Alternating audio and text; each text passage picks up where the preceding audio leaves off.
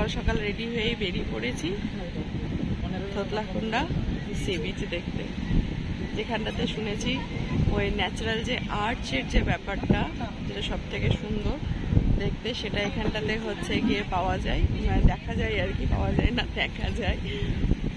তো সেখানে গিয়ে একটু কিছু ফটোশ্যুট করবো। গত দুদিন ধরে আমরা এই সি বিচটি দেখবো বলে ঘুরে বেড়াচ্ছিলাম, কিন্তু সময়ের জন্য আমাদের এই সি বিচটা দেখা হচ্ছিল না। অবশেষে আজকে সকাল সকাল, যেহেতু আমরা স্কুটি আমাদের কাছে রেখেই দিয়েছিলাম, তো সেই কারণে সকাল সকাল সবাই প্ল্যান করেই নিয়েছিলাম যে বাচ্চাগুলো কোনো রকমের ঘুম থেকে উঠলেই আগেই আমরা বেরিয়ে পড়বো। আমাদের যেহেতু রুমের কাছেই, মানে হোটেলের কাছেই হচ্ছে গিয়ে এই তোতলাকুন্ডা সি বিচটা পড়বে, তো এবং তার সাথে সাথে আরও একটি সি বিচ ঋষিকন্ডাটা, সেটাও বাকি রয়ে গিয়েছিলো।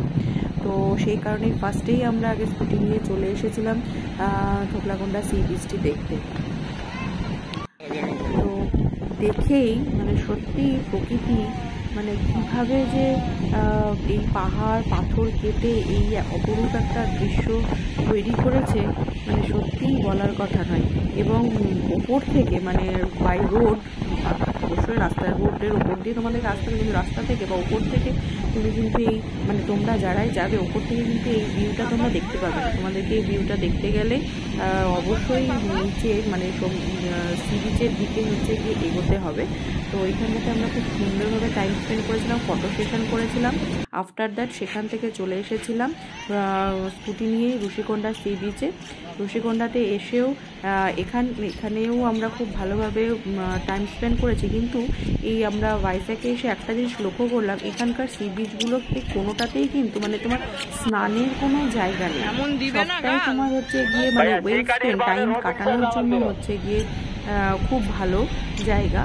এবং তার সাথে সাথে অবশ্যই আমরা প্রত্যেকটা সি বিচেই কিন্তু মানে ওই যে নারকেল যেটাকে বলে, ডাব যেটাকে উইথ মালাই আর কি, ডাব উইথ মালাই, সেটা আমরা প্রত্যেকটা সি বিচে, আগে যখন তোতলাকুন্ডাতে ছিলাম সেখানেও রেস্ট নেওয়ার জন্য সেখানে একটু ডাব খেয়েছিলাম, এবং এখানেও ঋষিকন্ডাতে এসেও আমরা সেখানে কিন্তু এই ডাবটি ট্রাই করেছিলাম। এবং সি বিচ বরাবর বালুর উপর দিয়ে, এবং ওরা রীতিমতো আরেকটা জিনিস, ওরা রীতিমতো কিন্তু অ্যানাউন্স করছিল যে কেউ কিন্তু সমুদ্রে নামবে না। অবস্থা দেখো ছেলের, সে কিছুতেই জলে নামবে না বাবার কোল থেকে।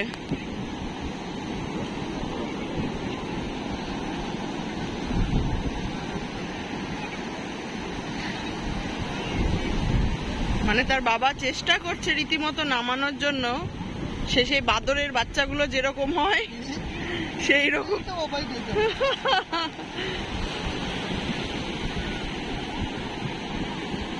অন্যান্য দিন যেমন উইথ ইন্টারেস্ট ছেলে জলে নামার জন্য হচ্ছে গিয়ে লাফিয়ে পড়ে, কিন্তু আজকে মানে আমরা হাজারো চেষ্টা করা সত্ত্বেও ছেলেকে জলে কিছুতেই নামাতে পারছিলাম না।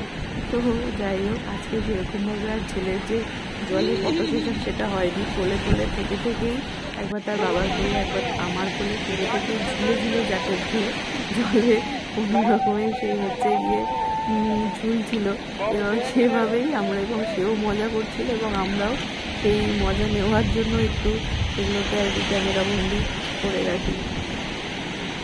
এখান থেকে বেরিয়েই এভাবে আমাদের সবাই মিলে ঠিক করেছিলাম রুমে ব্যাক করবো, কারণ এখান থেকে আমরা বেরিয়ে চলে যাই নিজের রুমে।